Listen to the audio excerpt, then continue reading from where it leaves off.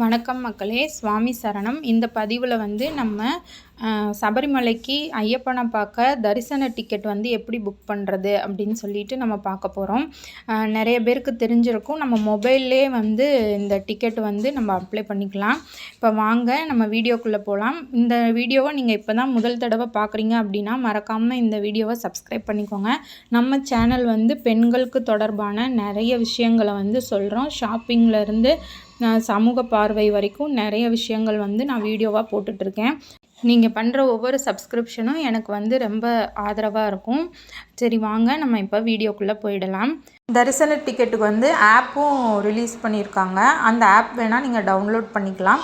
அப்படி இல்லை அப்படின்னா டைரெக்டாக வெப்சைட்டில் போய் கூட நீங்கள் அதை பண்ணிக்கலாம். இப்போ கூகுளில் போயிட்டு சபரிமலை டிக்கெட் புக்கிங் அப்படின்னு சொல்லி நம்ம கொடுத்தோம் அப்படின்னா கீழே நிறைய ஆப்ஷன்ஸ் வரும். அதில் ஃபஸ்ட்டு வர ஆப்ஷன் சபரிமலை ஆன்லைன்னு வரும். அந்த ப்ளூ கலர் லிங்க்கை நம்ம கிளிக் பண்ணோன்னா இந்த மாதிரி பேஜ் ஓப்பன் ஆகும். இதில் இமெயில் ஐடி, பாஸ்வேர்டு, லாகின்னு, ரெஜிஸ்டர், ஃபர்கட் பாஸ்வேர்டு, அதுக்கப்புறம் லேட்டஸ்ட்டாக என்னென்ன சபரிமலையில் அப்டேட்ஸ் இருக்குது எல்லாமே நமக்கு கீழே வரும். இது என்ன டீட்டெயில்ஸுன்னு நான் சொல்லிடுறேன். இப்போ நீங்கள் டிக்கெட் புக் பண்ணிட்டீங்க, அந்த டிக்கெட் வேண்டாம், நான் அந்த டைமில் போக முடியல அப்படின்னா முன்கூட்டியே நீங்கள் டிக்கெட்டையும் கேன்சல் பண்ணிக்கோங்க அப்படின்னு சொல்லுது.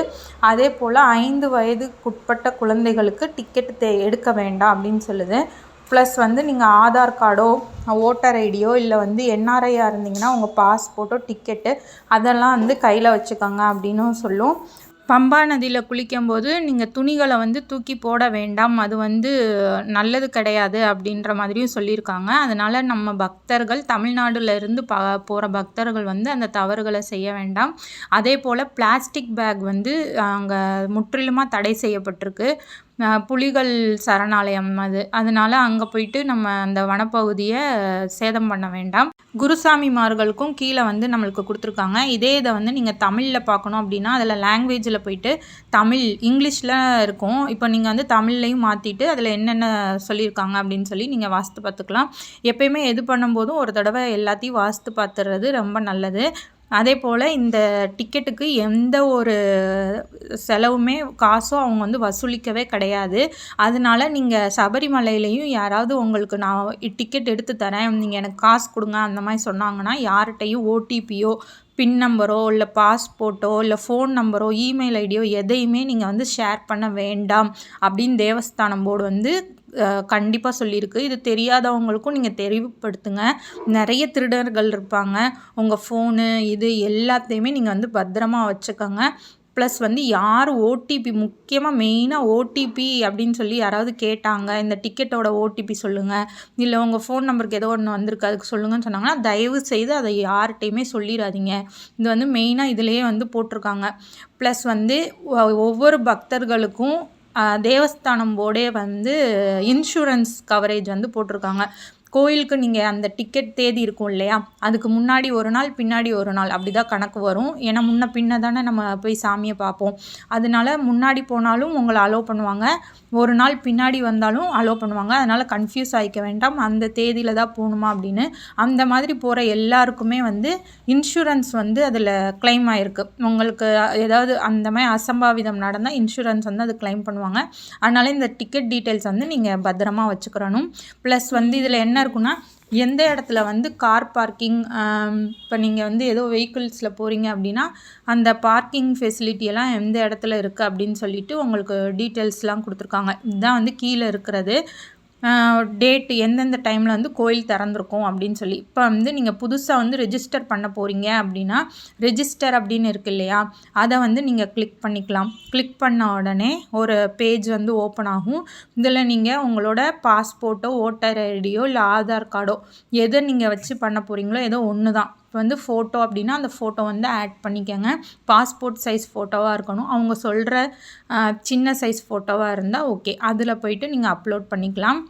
இப்போ என்னோடய ஆதார் கார்டை வச்சு நான் பண்ணுறேன் அப்படின்னா அந்த ஆதார் கார்டில் இருக்கிற ஃபஸ்ட்டு நேம் கண்டிப்பாக போடணும்.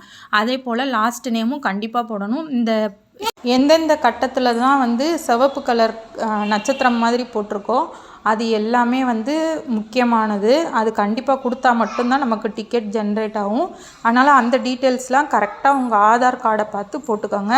டேட் ஆஃப் பர்த்து, ஜெண்டரு எல்லாமே அதில் வந்து நீங்கள் கொடுத்துக்கோங்க. இந்த மாதிரி கொடுத்ததுக்கப்புறமா அட்ரஸ் கேட்கும். உங்கள் ஆதார் கார்டில் என்ன அட்ரஸ் இருக்கோ அந்த அட்ரஸை நீங்கள் வந்து டைப் பண்ணிடுங்க. கண்ட்ரி வந்து இந்தியா, ஸ்டேட்டு, ப்ரொவின்ஷியஸ் எல்லாமே நீங்கள் கொடுத்துட்டிங்கன்னா பின் நம்பரு, பின்கோடு எல்லாமே கேட்கும். எல்லா டீட்டெயில்ஸும் நீங்கள் கொடுத்துட்டு கீழே வந்து ஃபோட்டோ, ஐடி ப்ரூஃப்னு இருக்கா, நம்ம வந்து என்ன ஐடி இப்போ வந்து வச்சு க்ரியேட் பண்ணியிருக்கோம். நீங்கள் ஆதார் கார்டு, இப்போ நான் சொல்லியிருக்க எக்ஸாம்பிள் வந்து ஆதார் கார்டு வச்சு சொல்லியிருக்கேன். நீங்கள் Aadhaar card, PAN card plus வந்து என்ஆர்ஐ அக்கௌண்ட்டாக இருந்ததுன்னா உங்களோட பாஸ்போர்ட்டு ஐடியோட நம்பர் இது எல்லாமே வந்து அதில் கேட்கும். அதை எது நீங்கள் செலக்ட் பண்ணியிருக்கீங்களோ அதை கொடுத்துக்கோங்க. அந்த ஃபோட்டோ ஐடி நம்பர்னால் ஒன்றும் இல்லைங்க, இப்போ ஆதார் நம்பரில் இருக்குள்ள அந்த நம்பரு அதை வந்து நீங்கள் அதில் அடிக்கணும். அதே போல் ஓட்டர் ஐடியில் என்ன நம்பர் அதில் கொடுத்துருக்காங்களோ அந்த நம்பரை நீங்கள் வந்து அடிக்கணும். இது எல்லாமே மேண்டேட்ரி. இதெல்லாம் பண்ணதுக்கப்புறம் உங்களுக்கு இமெயில் ஐடி இருந்தால் இமெயில் ஐடி கொடுத்துக்கலாம், அப்படி இல்லைன்னா விட்டுடலாம். பாஸ்வேர்டு வந்து இந்த அக்கௌண்ட்டுக்கு என்ன பாஸ்வேர்டோ, நீங்கள் இப்போ இந்த டிக்கெட் புக் பண்ண போகிறீங்கல்ல அதுக்கு என்ன பாஸ்வேர்டு நீங்கள் செட் பண்ணுறீங்களோ அதை வந்து க்ரியேட் பாஸ்வேர்டு, கன்ஃபார்ம் பாஸ்வேர்டுனா திரும்ப அதே பாஸ்வேர்டை திரும்ப அடிக்கணும். இப்போ 1 2 3 4 5 கொடுக்குறீங்கன்னா அதே 1 2 3 4 5 கொடுத்துட்டு இப்போ ரெஜிஸ்டர் எல்லாமே கரெக்டாக இருக்கான்னு மேலேருந்து கீழே வரைக்கும் நீங்கள் செக் பண்ணிவிட்டு ரெஜிஸ்டர் கொடுத்துருங்க. இப்போ இதுக்கப்புறமா என்ன ஆகும்னா, ரிஜிஸ்டர் பண்ணியிருக்கிறது நீங்கள் தானா அப்படின்னு சொல்லிவிட்டு உங்கள் மொபைல் நம்பர் வெரிஃபிகேஷனுக்காக உங்கள் மொபைலுக்கு வந்து மெசேஜ் வரும், ஓடிபி நம்பர் வரும். அந்த ஓடிபி நம்பர் எடுத்து அவங்க கொடுத்துருக்குற காலமில் நம்ம கொடுத்துட்டோன்னா ஓகேன்னு ஆகிடும். இப்போ ரிஜிஸ்டர் ஆகிடுச்சு. உங்களுக்கான மொபைல் நம்பரும் பாஸ்வேர்டும் இப்போ வந்துருச்சு இல்லையா. இப்போ டைரெக்டாக நீங்கள் போய் அந்த இடத்துல உங்கள் ஃபோன் நம்பரும் பாஸ்வேர்டும் நீங்கள் கொடுத்துடலாம். கொடுத்துட்டிங்கன்னா உள்ளே போயிடும். இப்போ நம்ம வந்து மொபைல் நம்பர் கொடுத்துக்குறோம். அதே போல் நம்ம இப்போ க்ரியேட் பண்ணோம்ல 1 2 3 4 5ன்னு அந்த மாதிரி க்ரியேட் பண்ணிவிட்டு உள்ளே போனோன்னா இந்த மாதிரி காமிக்கும் டேஷ்போர்டுன்னு. இதில் கீழே இருக்கிறதெல்லாம் நமக்கு தேவை கிடையாது. விர்ச்சுவல் க்யூன்னு இருக்கு இல்லையா, அதுதான் வந்து நம்ம தரிசனம் போடுறதுக்கான டிக்கெட்டு. அதை வந்து நீங்கள் கிளிக் பண்ணிக்கோங்க. இதில் டேட்டு நம்ம செலக்ட் பண்ணோம் அப்படின்னா இந்த மாதிரி சிவப்பு கலரில் காமிச்சிச்சுன்னா அந்த டேட்லாம் ஃபுல்லாகிடுச்சு, அதில் இல்லைன்னு அர்த்தம். அதனால் அதை விட்டுருங்க. எது பச்சை கலரில் இருக்கோ அந்த டேட்டை நீங்கள் சூஸ் பண்ணிக்கோங்க. அதே போல் செலக்ட் ரூட்டு, சின்ன பாதையா பெரிய பாதையா புல்மேட்டு பாதையா அந்த மாதிரி கேட்கும். இப்போ நாம் வந்து பெரிய பாதை அப்படின்னு சொல்லி கொடுத்துருக்கோம். சப்போஸ் உங்களுக்கு டீட்டெயில்ஸ் அதை பற்றியும் தெரியும்னா கிளிக் ஹியர்னு கொடுத்துருக்காங்கல்ல லைன் போட்டு, அதை கிளிக் பண்ணிங்கன்னா அந்த டீட்டெயில்ஸ் எல்லாமே காமிக்கும். அவைலபிலிட்டி, எந்த டைம் அவைலபிலிட்டி ஸ்லாட்டு அதுவுமே வந்து பச்சை கலரில் நமக்கு வந்து காமிக்கும்.